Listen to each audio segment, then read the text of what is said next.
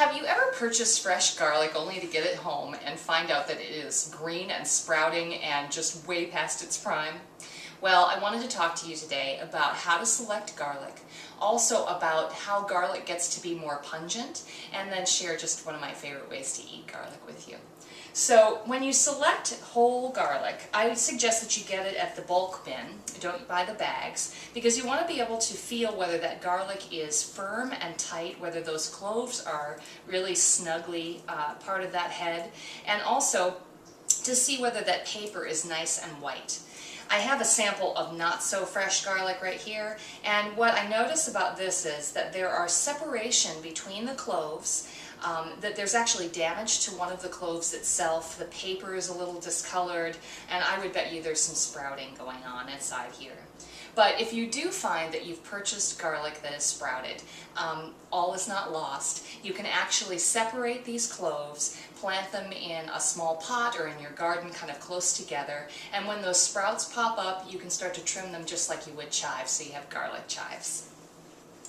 Now, when you're working with garlic, the more that you chop garlic, the stronger the flavor. So a recipe that calls for a whole clove of garlic that is crushed versus a whole clove of garlic that's minced, the crushed garlic is actually going to be a milder flavor in the recipe. The minced garlic, because I chopped it a lot, is going to be a stronger flavor.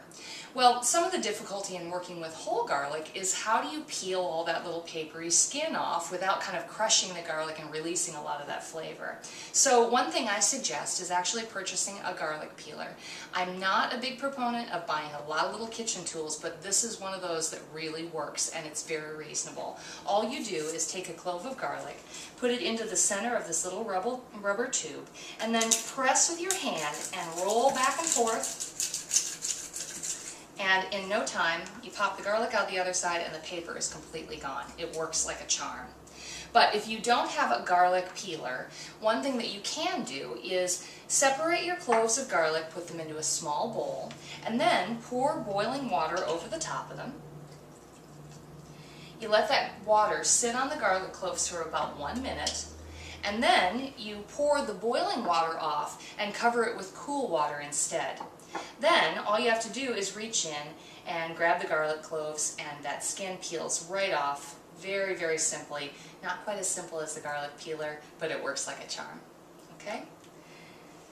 You know, I really love roasted garlic, and I love it in mashed potatoes, but I also really like it on its own, and it's a simple way to kind of add flavor and, you know, use it as a spread and different things that you might not have thought of.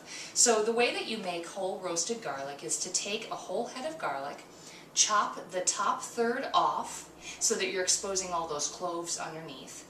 You pour a little bit of oil over the top, wrap it in aluminum foil, and throw it in an oven for about an hour at about 350 degrees. At the end, you have this really fabulous garlic-infused oil that is great if you make your own Caesar salad, and you have these wonderful, mild, soft cloves of garlic. And one of my favorite ways to eat those is to smear a really nice chunk of French bread with goat cheese, and then to just spread a little of that creamy garlic over the top. Now all I need is a glass of wine and a girlfriend to talk to. Enjoy.